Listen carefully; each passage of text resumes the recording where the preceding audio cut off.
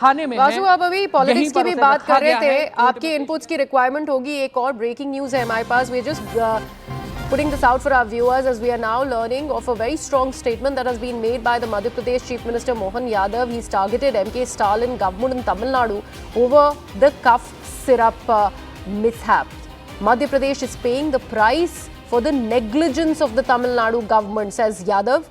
How did the Sri Sun Pharma company get the drug manufacturing license and how was it renewed are the questions that are being asked.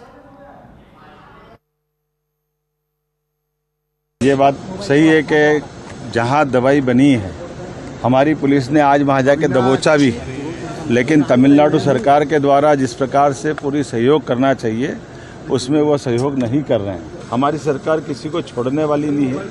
मैं कांग्रेस के मित्रों से कहना चाहता हूँ, वो जो इस पे बात कर रहे हैं वो जाए ना तमिलनाडु और धरना दे।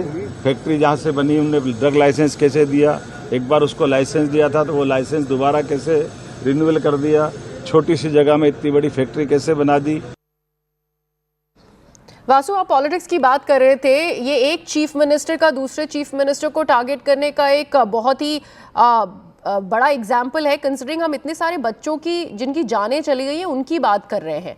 और जाहिर है ये बहुत ही बड़ा सवाल है जो सेंटर ने भी पूछा है तमिलनाडु ड्रग कंट्रोलर से कि वो क्या कर रहे थे, लाइसेंसिंग कैसे मिली, कैसे रिन्यू की गई, ये सारे सवाल सामने आ रहे हैं। हाँ बिल्कुल, देखिए क्योंकि किसी भी दवाई को जब पास किया जाता है, किसी भी दवाई को जब भेजा जाता है कि ये ओके है, डॉक्टर प्रिस्क्राइब कर सकते हैं, मेडिकल भेज सकता है और मरीज ले सकते हैं, उसका एक लंबा प्रोटोकॉल होता है, एक लंबी प्रक्रिया होती है। हर बैच में से रैंडम सैंपलिंग होती है, उसको टेस्ट किया जाता है। अगर 1% भी, मैं आपको बताऊं 1% भी अगर कोई केमिकल या कोई उसका जो कंटेंट है वो ऊपर नीचे होता है तो वो पूरे बैच को, पूरे सैंपल को रिजेक्ट कर दिया जाता है। लेकिन इतना जहरीला सिरप तमिलनाडु से होके मध्य प्रदेश आ गया, बच्चों डॉक्टर ने प्रिस्क्राइब कर दिया, मेडिकल ने बेच दिया, बच्चों ने ले लिया, 24 बच्चे दम तोड़ चुके हैं। ये बहुत गंभीर मामला है। और जब मध्य प्रदेश की पुलिस वहां पर एसआईटी की टीम कार्रवाई करने पहुंची तो डॉक्टर मुख्यमंत्री मोहन यादव ने एक बहुत बड़ा बयान दिया है। उन्होंने कहा है कि वहां की जो लोकल गवर्नमेंट है उनको जिस तरीके का सहयोग करना चाहिए था, सपोर्ट करना चाहिए था, जैसा कोऑर्डिनेशन दिखाना चाहिए था, वो वहां पर पुलिस को नहीं मिला। लेकिन मध्य प्रदेश की पुलिस किसी को छोड़ने वाली नहीं है। ये डॉक्टर मोहन यादव का कोट है, ये उन्होंने कहा है, ये उन्होंने बड़ा बयान दिया है और अब और तेज इस पर कार्रवाई की जाएगी। इस तरीके की जो इंफॉर्मेशन है वो भी सोर्सेज के हवाले से मिल रही है। और चूंकि अब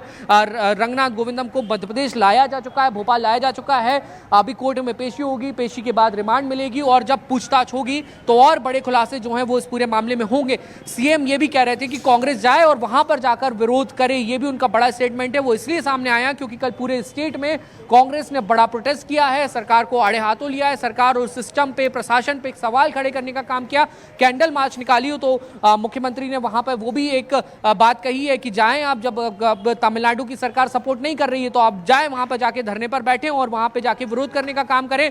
यानी कि इस पूरे मामले में बहुत सेंसिटिविटी भी है, गंभीरता भी है, सियासत भी है और कानूनी दावपेच भी हैं। और अब सब की निगाहें न्याय के मंदिर पर हैं, अदालत पर हैं कि जब एसआईटी पेश करेगी तो जज जो है वो कितने दिन की रिमांड देते हैं और उस दौरान जो पूछताछ होगी, जो तथ्य बटोरे जाएंगे, उसके आधार पर जो कोल्ड ड्रिंक कप सिरप का कंपनी का मालिक है उसकी क्या कुछ जिम्मेदारियां तय हो पाती हैं और कितनी सख्त सजा जो है वो एसआईटी उसे दिलाने में कामयाब होती है। ये तमाम सारी चीजें हैं जो अब से कुछ दिनों में, आने वाले कुछ दिनों में स्पष्ट होती हुई नजर आएंगी। लेकिन इस सब के बीच ये बात तो तय है कि ये मध्य प्रदेश में ही नहीं बल्कि एक देश का बड़ा सियासी मुद्दा बन चुका है। इस सिरप को, इस फॉर्मूले को अन्य राज्यों में भी बैन करने की बात हुई। इसमें जो विक्टिम बच्चे हैं उनकी जो एज ग्रुप है वो अधिकांश जो बच्चे हैं 1 साल, 3 साल, 2 साल इस एज ग्रुप के हैं। जब हमने इस पूरे मसले को लेकर, इस कोल्ड ड्रिंक कप सिरप को लेकर और इसके तमाम जो कंटेंट होते हैं उसको लेकर जब हमने एक्सपर्ट्स की राय ली, डॉक्टर्स की राय ली, तो उन्होंने ये कहा कि 4 साल तक के बच्चों को इस तरीके की दवाइयां प्रिस्क्राइब करना कोई बहुत समझदारी की बात नहीं है। और कई केसेस में तो इन बच्चों को ये दवाइयां असर भी नहीं करती, तो आखिर ये लिखी क्यों गई और ये बेची क्यों गई, इनको पास क्यों किया गया? बहुत गंभीर, बहुत बड़े प्रश्न हैं। 24 बच्चे जान गंवा चुके हैं। That has also been put in the discourse and that's why there are these backers of the arrest of the doctor as well. IMA is up in arms about that. They are talking about how the doctor is being made a scapegoat, but this conversation also exists. Why are the doctors even prescribing these cough syrups for children under 2 years, which is not a requirement, which has been mandated by the health ministry that should not be done?